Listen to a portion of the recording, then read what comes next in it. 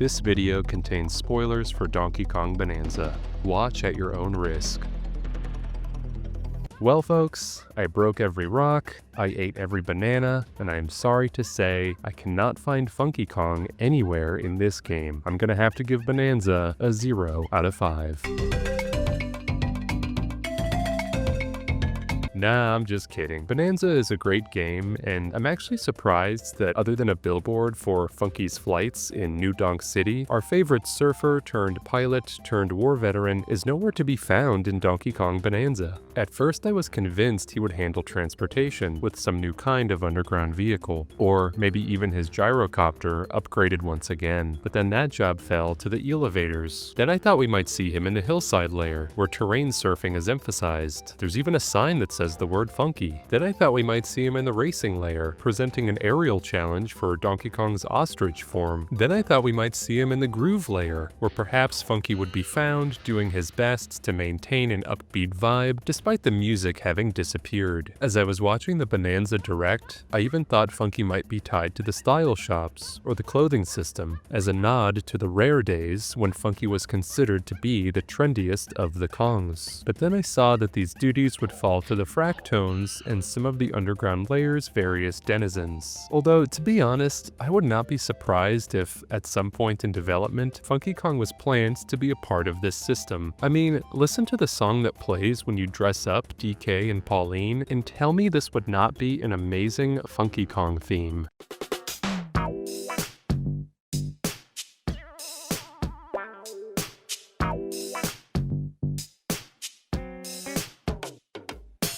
Anyway, the point of this video isn't to bash Bananza for not featuring my special interest minor character. But you know what? In many ways, it makes sense that Funky Kong wouldn't be in this game. So instead of bemoaning his absence, let's instead head back to the library of Donkey Kong lore and make a case for why he isn't here. If you've seen my Funky Kong video, you'll have more context for some of the points I'm about to make. But if you're new to Funky Kong lore, don't worry, this stuff is not rocket science. It's actually called primatology. Number 1. Funky's flights is as big as ever. If you follow Funky Kong's journey from the original Donkey Kong Country games, you know he's not as lazy or even as laid back as his demeanor might suggest. Funky Kong is a hard worker who has always had an entrepreneurial spirit, launching various businesses and enterprises, often supported by his own inventions and creations. However, none of his endeavors have been as successful as his original, Funky's flights. In Donkey Kong Bananza, we see that the transportation company has advertisements in New Donk City, which is probably the biggest metropolitan area we've ever seen in the modern Mario and Donkey Kong universe. It's been almost a decade since Funky Kong contributed to the battle against the Snowmads and Tropical Freeze, so perhaps in this time of relative peace, Funky Kong has finally been able to put some serious work into his company and push it to the next level, offering flights not just around DK Isle, but also the entire world. For all we know, Funky Kong is employing hundreds of little monkey pilots and offering his customers a variety of flights and in-flight services. If you look at the original Donkey Kong Country trilogy, almost every game, Funky has to adapt his abilities, his services, or his businesses to serve the greater war efforts against the Kremlings. Funky Kong's innovations are a great example of the military-industrial complex. His technology was always evolving to support the war efforts, and now Funky Kong can finally apply those technologies to his commercial base. Who knows what kinds of engines these planes are running on, but because he's basically had an entire decade off, Funky's flights has finally had the chance to grow and expand. He wanted some time to work on his company and take it to a level he never could during the Kremling War, and that perhaps he was saving up for during Tropical Freeze when he and Tox ran Funky's Flying By. One last point I want to make about Funky's flight's presence in New Donk City is that while I was gathering feedback on this video, a fellow Funky Kong enthusiast named Yarshmellow posited that perhaps most of the Kongs have moved to New Donk City, which would make sense given all the advertisements that we see. Candy is advertising a music shop, Tiny is advertising a bank, and Lanky is advertising himself, assumably in a One Kong show or some kind of comedy routine. Looking at the planet map in Bananza, it appears that New Donk City and Ingot Isle are nearly on opposite sides of the world, so if much of the Kong family now lives in New Donk City and Funky Kong is among them, that's yet another reason why our good buddy does not appear in Donkey Kong Bananza. This would also fit into the lessened communication we see between Donkey Kong and his extended family, but we'll touch on this more later. Number 2. Funky Kong wouldn't want to ride a rhinoceros across the planet just to see what Donkey Kong is up to. Despite Funky's playability in Tropical Freeze, he historically does not like adventures. This is stated in the original Donkey Kong Country manual and reiterated multiple times throughout the series. Funky Kong does like to lend his support where he can, he does like to seek out new surfing spots around DK Isle, but for the most part, he doesn't go seeking trouble, and he'd rather be tinkering in his garage or giving extra surfing lessons to Candy Kong. According to Cranky and Dixie, the gang rode in on Rambies to get to Ingot Isle. Honestly, I'm not sure how that would work, given that, it's surrounded by water. That honestly seems like more of a job for On Guard, but for a guy who doesn't like adventures, I don't think Funky would be jumping up at the opportunity to ride across the ocean just to see what Donkey Kong has been up to lately. If Funky ends up wanting to see Donkey Kong and the gang, he'd probably hop in his plane or one of his flotation vehicles. Who knows, maybe he'd even surf all the way there. Plus, while we don't know exactly how long this game takes place after Tropical Freeze, it's possible that 2 adventures, 2 games in a row, would be a bit too much for Funky Kong. You've got to remember that it already took him a total of 5 mainline Donkey Kong games to finally become playable, and if you're a Funky Kong lorehead like me, you know there was a lot of development behind that decision. Number 3. Funky Kong doesn't care about bananas enough to obtain them via manual labor. Unlike Donkey Kong and some of his crew, Funky Kong has never been motivated solely by the pursuit of bananas. Dixie Kong says it herself in the new game.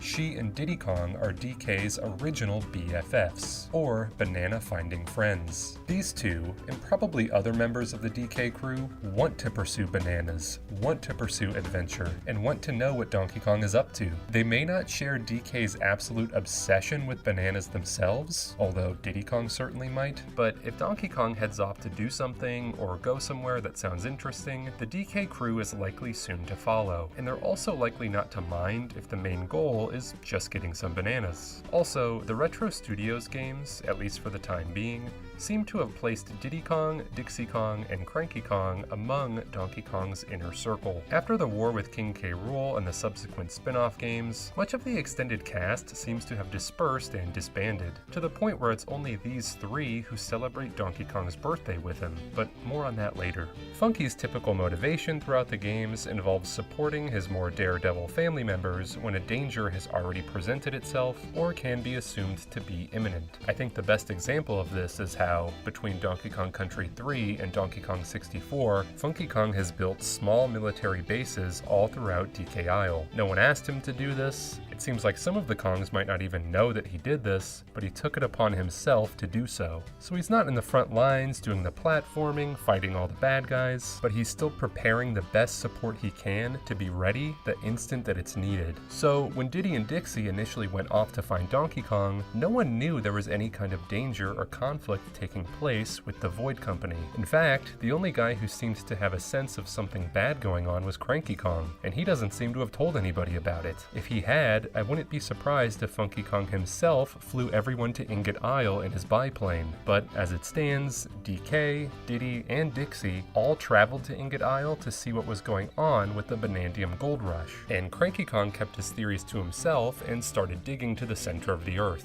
Number 4. Cranky Kong wouldn't have told Funky about the Banana Bandit. I know I just touched on this idea, but to expand on it, when bad things are happening, Cranky Kong isn't likely to call the banners of all the Kongs, unless he knows that Donkey Kong himself is incapacitated, such as in Donkey Kong Country 2. And even in that situation, it was more Diddy Kong and Dixie Kong who were leading the charge to action. In Donkey Kong Bananza, Cranky Kong not only knows generally where Donkey Kong is, but also the old-timer has recently re-entered the fold as a major player in Tropical Freeze, embarking on his first foray into conflict since the Donkey Kong arcade days. When Cranky Kong hears that there's a Banana Bandit on the loose, loose, and Donkey Kong was off slobbering over banana-shaped rocks, Cranky decided to deal with the situation on his own, probably knowing in the back of his mind that he'd run into Donkey Kong eventually. I personally think it's possible that Funky Kong doesn't even know anyone has left the island, and if he does, he might not know where they went. If we look at the original trilogy and Donkey Kong 64, we have every reason to believe that if Funky Kong even knew there was a rumor that this banana bandit could be King K. Rool, he would have been heading to Ingot Isle along with everyone else. Which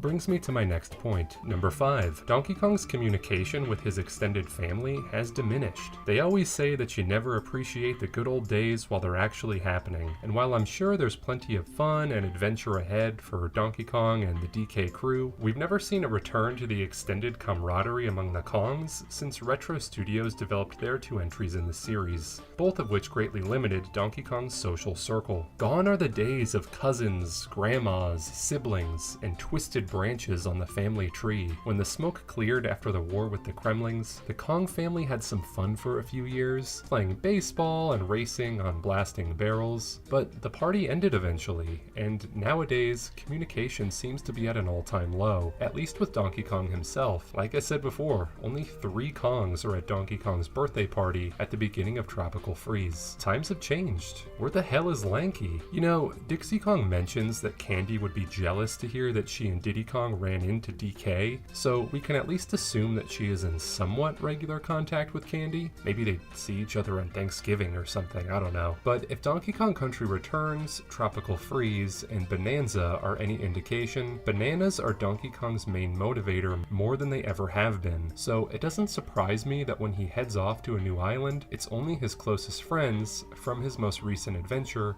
who know anything about it. But what about Funky Kong mode, you might say? Wasn't he also part of the most recent adventure? Well, that may be true, but he still wasn't at the birthday party. That was close friends and family only, it seems. So all of this leads us to the main and final question of this video. When will we see Funky Kong again? Well, putting lore considerations aside, Funky Kong is the one supporting cast member who I think is in the best position to be featured as DLC in Donkey Kong Bananza, or at the very least show up in Mario Kart World. Candy Kong, Swanky Kong, Wrinkly Kong. Outside of Cranky Kong, none of the supporting cast from the Super Nintendo days have had as much staying power as Funky Kong, or as much recognition from Nintendo. I mean, Funky's Flying By is a part of the Epic Universe theme park, so while I don't think Bananza would have a Funky Kong mode where you actually play as him, who knows? The game has a lot of different terrain that can hurt you in a variety of ways. So maybe at one point there will be like a Funky Kong surfboard DLC, which allows Donkey Kong to safely traverse all the layers of the game.